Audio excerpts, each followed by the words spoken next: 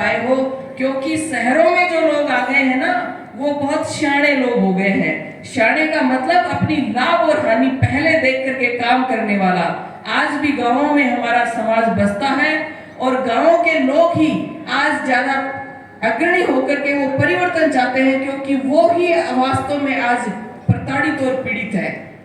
शहरों में बहुत कम अत्याचार होते हैं, लेकिन गांव में ही जितने आप देखिए, घोड़ी से उतारने का मामला हो, पानी नहीं पीने देने का मामला हो, चाहे कोई भी घटना हो, वो अक्सर जो है वो गांव में घटित होती है। तो गांव में हमारा समाज है।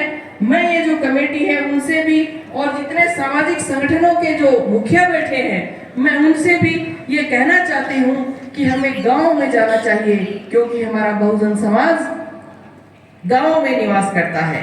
तो इस चीज को बहुत ही ज्यादा ध्यान देने योग्य है, ये देना चाहिए। और मैं जो कुछ बातें बताना चाहती हूँ कि मैं जब कुशु मैम ने जो हेमलता मैडम का उदाहरण दिया है, मैं इस मंच के माध्यम से ऐलान करती हूँ और जो सही है वो बताती हूँ कि मैं सरस्वती की पूजा नहीं करती।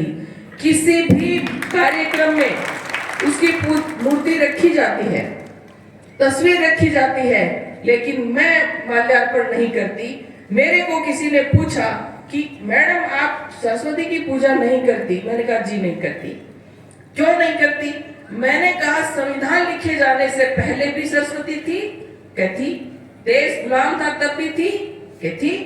हमारे पुरखों को इस सरस्वती ने स्कूलों में क्यों नहीं बुलाया?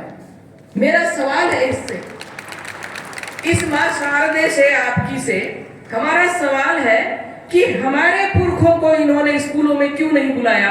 अगर ये मुझे जवाब दे दे, उसको कारण बता दे, तो मैं इसकी पूजा करना शुरू कर दूंगी। लेकिन मेरी नाराजगी है इससे कि आज जब बाबा साहब ने हमको पढ़ने लिखने के हक और अधिकार दिए, तो मां शारदे है उसको हमसे पूजवाना शुरू कर दिया। हमारी शारदे तो मां सावित्रीबाई फुले है, जिन्होंने 50 साल का आंदोलन किया, जितना लंबा आंदोलन में बाबा साहेब का था और न ही महात्मा गांधी का था। देश में किसी भी व्यक्ति का इतना बड़ा आंदोलन नहीं जो मां सावित्रीबाई फुले ने चलाया। तो अगर मुझे कोई विद्या की देवी पूछे, तो मैं मां सावित्रीबाई फुले की तरफ नाहत करूंगा कि हमारी देवी यह है। आप लोग बड़े लिखे लोग बोलना शुरू करो।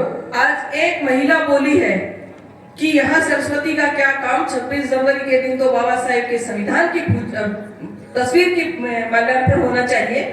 तो कितना बड़ा बवाल खड़ा हो रहा है, क्यों? अरे वो लावारिस समाज की बेटी है हेमलता, मुर्दा समाज की बेटी है हेमलता, इसलिए उस मुर्दा समाज की बेटी को और निलंबित किया गया है। और मुर्दा समाज मेरी आवाज सुन रहा है तो चलो भर पानी ले ले, तेरे लिए काफी है यार, काफी है। एक माया के 10-10 ट्रांसफर हुए, वो मुर्दा समाज नहीं बोला।